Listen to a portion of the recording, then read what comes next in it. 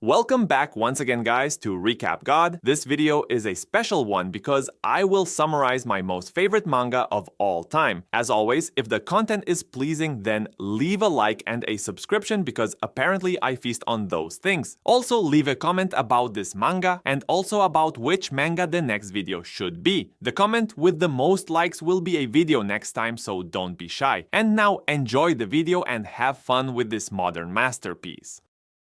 The first page shows a young girl from who a guy with very bushy eyebrows demands some money. She isn't pleased by this at all and kicks the dude, but unfortunately the guy kicks her back. She throws some insults to him, even though I am not sure if fish brain and squid octopus are that harsh of an assault. Her friends mentioned the same thing, and apparently the guy was her first boyfriend because he looked like Ken Takakura. While passing a classroom, she notices a boy getting bullied, and before the scene escalates, she sits next to him. After the tension is released, she leaves. The boy follows her and we find out that her name is Momo Ayase, even though we will call her mostly Momo. The boy tells her that he knows what she is into.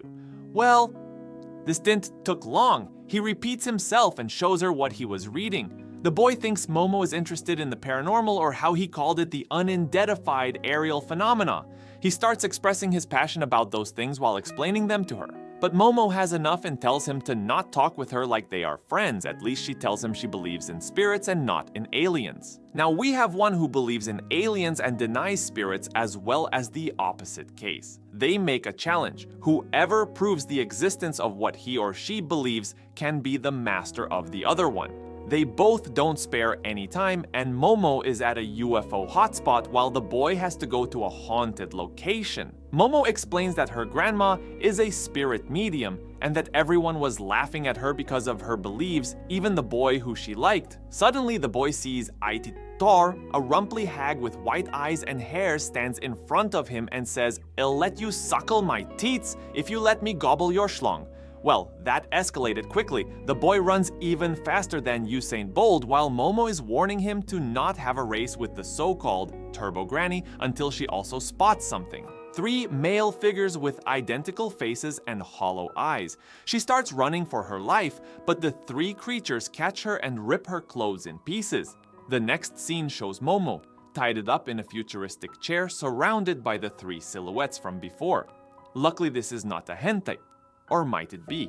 They call themselves as Serpoians, and they are from the planet Serpo because their species has only males, and that's why they need to extract her banana organs for research purposes. I see now. Those are men of culture. So while Momo is fighting and screaming for her life, her phone rings. However, it was just a distraction, because out of nowhere Turbo Granny spawns in the room and bites of the banana organs from the aliens. .it seems that the boy is possessed by the spirit and can't control himself. The aliens decide to unleash their final form, and now it's a ruthless fight between alien and spirit. The boy is on the verge of losing and admits that his life's wish came true because humans were only bullying him for it. Except for Momo-sen. She is the only one who stood up for him, so he wants her to live. While all hope seems lost, Momo tries to activate her chai, and it actually works. She lets everything levitate and kicks the scumbags into the wall and actually out of the UFO. However, there is still the spirit-possessed boy.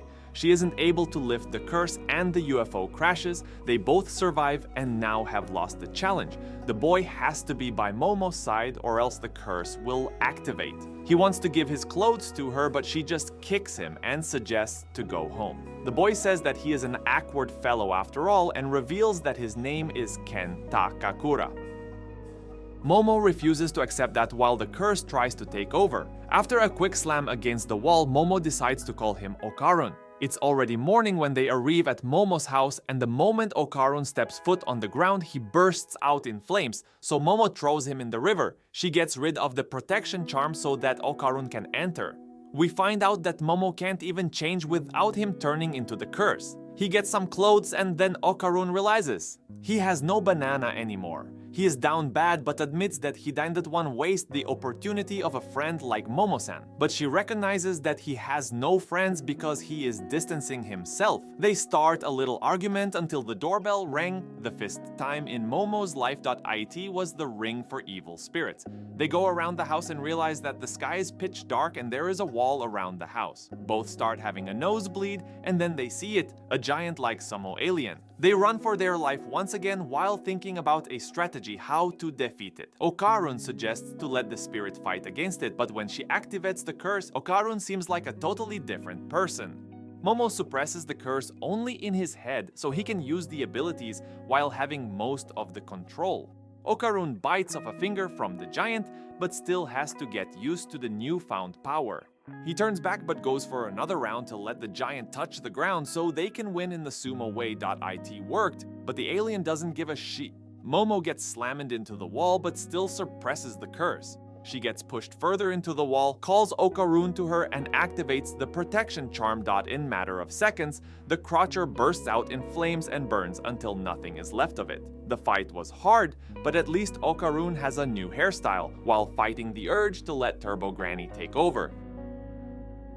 We see a fortune teller who is terrible at fortune telling, while parallel we see Turbo Granny slowly striping Momo's clothes and going out in flames. Turns out the bad fortune teller is Momo's grandma, and honestly she looks very fine. The cursed Okarun is no big deal for her. Every time the granny tries a move, she just bursts out in flames and grandma finishes the job. Momo wakes up after some time and looks for Okarun. She finds her grandma instead and argues about spirits, and Momo excuses herself but warns her if something happened to Okarun that she will never forgive her. She rushes to the shrine like never before, and when she opens the door, she just finds Okarun eating an onigiri. For a second, her heart dropped into her pants, but everything seems alright. Momo tells her grandma what happened, who believes only half of it. However, she mentions that the Turbo Granny is a bound spirit and a very serious thing. Momo thinks that Ken Takakura has a solution, but her granny misunderstands it all. She then comes up with a plan that basically is playing catch with the spirit. For this mission to succeed, they both have to train their powers, but for now they have to get some rest. But before this happens, Momo comments on how cool Okarun was in the previous fight. On the television, we see that all of Granny's foreshadowing were right from the start and the man was just lying. We are greeted with a desperate Okarun who needs to go to the bathroom. But for this thing to happen, Momo has to watch him doing the deed. She then explains how she even manages to control the curse because she sees it as flames. Her granny then suggests to feel the aura instead of seeing it. However, this failed miserably. Okarun can't hold it any longer and rushes to the toilet. Everybody follows him, and now the three of them have a race to the toilet. We are then greeted with this humiliating scene. Granny mentions something about Momo's psychic power until her nose started to bleed because of... yeah. The Turbo Granny puts Momo's grandma in a comatose state while warning Momo about what she can do to all of them and calls her out to come to the tunnels tonight. Her grandma then proceeds with some kind of ritual to help them get away with their lives, and before sending them out there, she gives Momo a hug. So the two of them ride to the tunnels while mentally preparing for the upcoming fight.